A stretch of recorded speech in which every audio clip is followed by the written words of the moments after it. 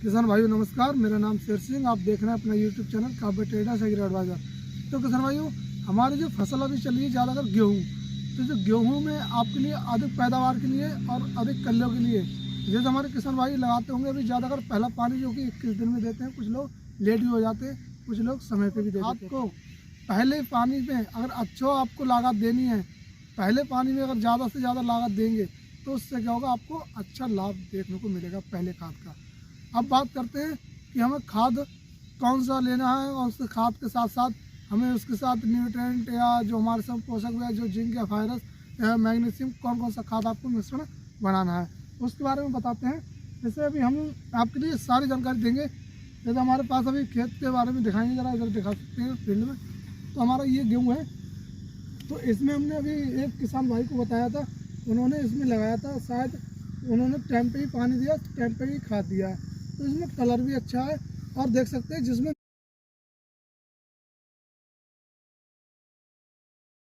और उन्होंने जो चीज़ खेतों को जैसे हमारी ज़मीन में मिट्टी को ज़रूरत है उस हिसाब से उन्होंने सारा खाद इसमें डाला है। तो आप देख सकते हैं रिजल्ट आपके सामने ही है। अब बात करते हैं इस खाद में आपको क्या क्या मिश्रण, जैसे क्या क्या आपको इसमें मिक्सिंग करके लगा सकते हैं। जैसे आपका बजट अगर आपको ज़्यादा नहीं है तो नॉर्मल खाद आपको कौन कौन सा लेना चाहिए। पहली बात तो अगर हमारे खेत में अधिक कमी, जैसे कि हमारे खेत में काफ़ी वैसे तो अधिक चीज़ें ज़रूरत होती है हमारी ज़मीन के लिए। मेन चीज़ें हैं, 2-3 चीज़ें बता सकता हूँ आपको, जैसे फेरस है, मैग्नीशियम है, सल्फर है और जैसे कि हमारी जिंक भी है। अधिक तत्व है, जैसे मतलब मेन चीज़ अपनी फसल को 19 तत्व चाहिए। तो बात करते हैं, अगर आप इसमें यूरिया के साथ साथ अगर आप जो हमने अभी बताया आपको सल्फर की मात्रा लेते हैं, अगर आप एक ही खाद में अगर कुछ लोग किसान ज़्यादा यही करते हैं कि खाली सल्फर डाल देते हैं, तो हमारा खाली सल्फर से क्या होता है, जो पैदावार होती है या जो हमारा जो दाने का जो वजन क्वालिटी होती है वो ऐसा भरपूर नहीं हो पाती है। उसमें क्या होता है, हमें सल्फर की भी ज़रूरत होती है, मैग्नीशियम की ज़रूरत होती है, जिंक की भी ज़रूरत होती है और हमारा आयरन होता है, एक लोहा होता है। काफ़ी चीज़ें मैं आपको सारी चीज़ें बताते लंबी वीडियो हो जाएगी। मैं आपको लिए बताता हूँ मेन चीज़ें। जैसे हमारे खेत के लिए आप पहला लेंगे कोसावेट, दूसरा लेंगे आप ह्यूमिक एसिड जो आता है हमारा डस्ट वाला, उसको लेंगे आप। दूसरे के बाद साथ साथ आपको यूरिया, तीसरा आप ले सकते हैं जिंक।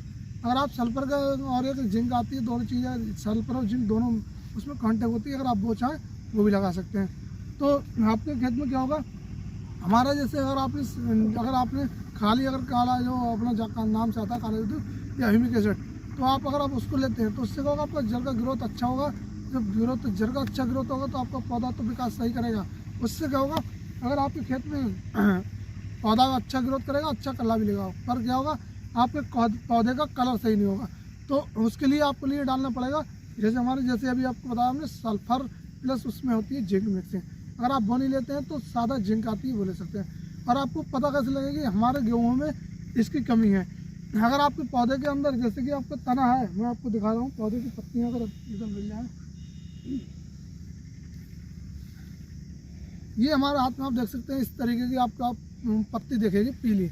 ये क्या है, ये तो आपको पानी की कमी से पूरी पीली पड़ गई है। आपको ये दिखा रहे हैं प्रूफ के तौर पर। तो आपको जैसे कि अगर आपके में अगर सल्फर की जिंक होगी, जिंक की कमी होगी, तो साइड से लंचौनी प्लस पीली पन्नी, सफ़ेद पत्ती पन्नी लगेगी। तो उससे क्या होगा, आपको खेत में कलर भी अच्छा नहीं होगा और आपकी जो आगे चल के जो आपकी जो बाली के समय आके आपका जो वजन मतलब जो दाने का बनेगा वो हल्का होगा। तो आप इससे भी बचें, क्योंकि आपको खेत के अंदर ये 3 प्रोडक्ट आप देंगे तो आपको किसी भी तरीके की कोई भी जैसे कहूँ परेशानी देखने को नहीं मिलेगी खेत के अंदर। तो किसान भाइयों, जैसे कि हमने आपको बताया, अब बात करते हैं इसे आपको किस तरीके किस मात्रा में लेनी है। जैसे हमारा खेत 1 एकड़ का है तो आप 8 से 7 केजी तक का आप खाद ले सकते हैं। वैसे अगर ज़्यादा से ज़्यादा अगर चाहें तो आप 10 केजी तक का ले सकते हैं। तीसरी बात, अब इसमें आपको एक जो मैंने अभी आपको बताया कोसाबिट आपको आधा केजी तक का 1 बीघे के हिसाब से लेना है। और वो ह्यूमिक जी बताइए आपको 100 ग्राम बीघे के हिसाब से लेना है। अब दूसरी बात करते हैं, तीसरी आपकी जिंक है। जिंक को आप जैसे अगर आपको 5 किलो का थैला आता है तो वो 1 एकड़ के लिए अगर आप पाउच लेते हैं तो 300 से लेकर 250 ग्राम का पाउच आता है, तो वो आपको 2 बीघे से 1.5 बीघे में डालना है। अगर आपको 300 ग्राम का लेते हैं तो वो 2 बीघे में डालना है, और 250 ग्राम वाला लेते हैं तो आपको वो 1.5 से 2 बीघे से ज़्यादा हो जाएगा, 1.5 बीघे में लेना है। तो किसान भाई, ये आपका मिश्रण पूरा खाद बनाएंगे तो आपके खेत में एंड से लेकर शुरुआत तक को आपका अच्छा पौधा और अच्छा तंदुरुस्त पौधा रहेगा। अब बात करते हैं, अगर आपको दूसरा पानी जैसे अगर खाद देना है तो उसमें भी आप चाहें तो ये डाल सकते हैं, नहीं तो आप ये न्यूट्रिएंट की जो अपनी कमी होती है जैसे अपनी जैम वगैरह वो भी अपने दूसरे पानी पे डाल सकते हैं, क्योंकि पौधे को आगे तक तंदुरुस्त रखने के लिए।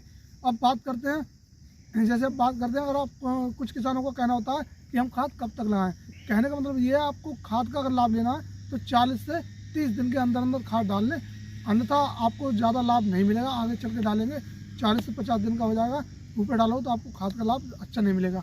बस यही है, आपका यूरिया जो होगा लाख को बढ़ा देगी, और लाख जब बढ़ने से आपका खेत में जो आगे के चल के जो आपका मौसम की जो ऊपर वाले की देन से तो आपको जो नीचे जब लाख ज़्यादा हो जाएगा तो वो गिर जाएगा, तो उस हिसाब से अपने जो पौधे के दाने का ना वो साइज काला हो जाएगा, प्लस वो महंगा हो जाएगा। तो इससे भी बचें, खाद को 40 दिन तक अंदर अंदर डाल दें तो अच्छा रहेगा। तो किसान भाइयों, अगर आपको हमारी वीडियो अच्छी लगे तो ज़्यादा से ज़्यादा शेयर करें और वीडियो को लाइक करना ना भूलें और चैनल को सब्सक्राइब कर लें। जी नमस्कार।